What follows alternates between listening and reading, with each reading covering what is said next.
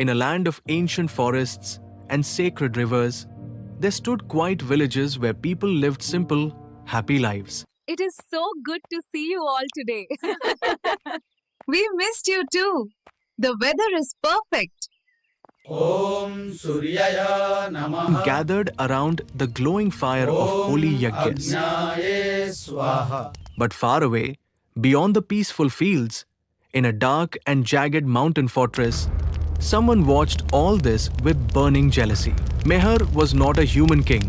He was a powerful Rakshasa, a demon lord with eyes like burning coals and a voice that could shake the sky.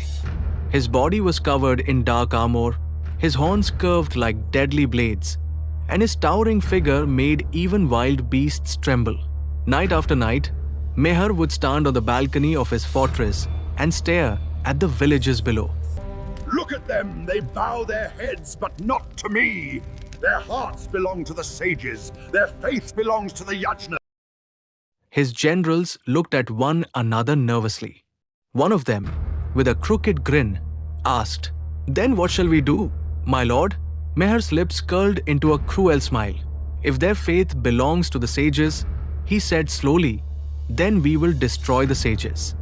If their strength comes from yajnas, we will burn every yajna to the ground. When no sage is left, when no fire of worship burns, the people will have no one else to turn to. They will bow to me, or they will burn." The Rakshasa generals roared in approval. Drums thundered through the fortress. Torches were lit. Weapons were sharpened.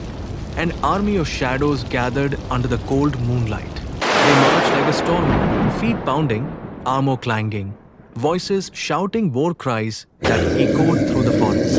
In the first village, the people were sitting around a yajna, listening to the calm words of a wise sage. Remember, the sage said gently, "As long as we follow dharma, no darkness can rule us." He never finished his sentence. The ground shook. Flames flickered as Meher's army crashed into the village. Rakshasas smashed the sacred pots, threw dirt and blood into the holy fire, and knocked down the altar. The yajna fire sputtered and died. One evening, a group of weary sages gathered in a small grove. Their robes were torn. Their faces were lined with sorrow. Some leaned on sticks, some on each other. "We cannot stop him," one sage whispered. "What can we do?" A third sage asked, tears in his eyes. "If this goes on, the land will fall into darkness forever." For a long moment, there was silence. An elderly sage, with hair as white as the moon and eyes full of wisdom, spoke in a firm voice. "There is still hope," he said. "There is one among us, great sage Atri, whose tapas is like a blazing sun.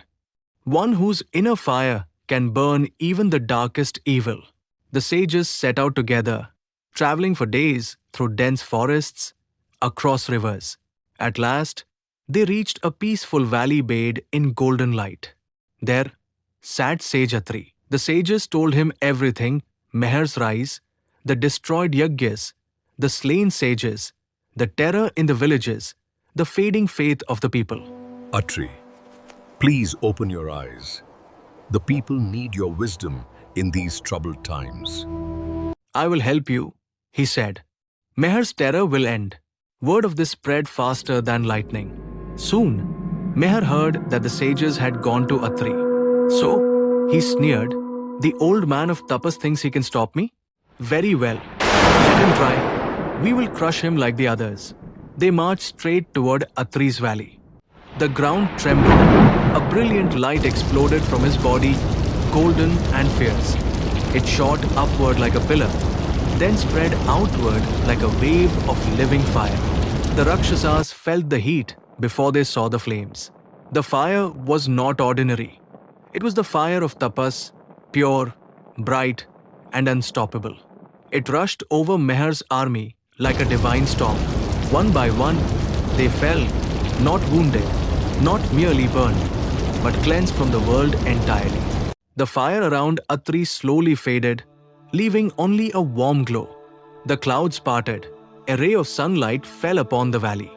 The sages, who had watched in awe and trembling, approached Atri with tears of gratitude in their eyes. Atri shook his head gently. "It is not I alone who saved you," he replied. "It is tapas. It is faith. It is the strength that comes when we stand together for dharma." Soon, yajna fires burned again, brighter than ever. We make this offering to the light. May peace and harmony prevail throughout the world.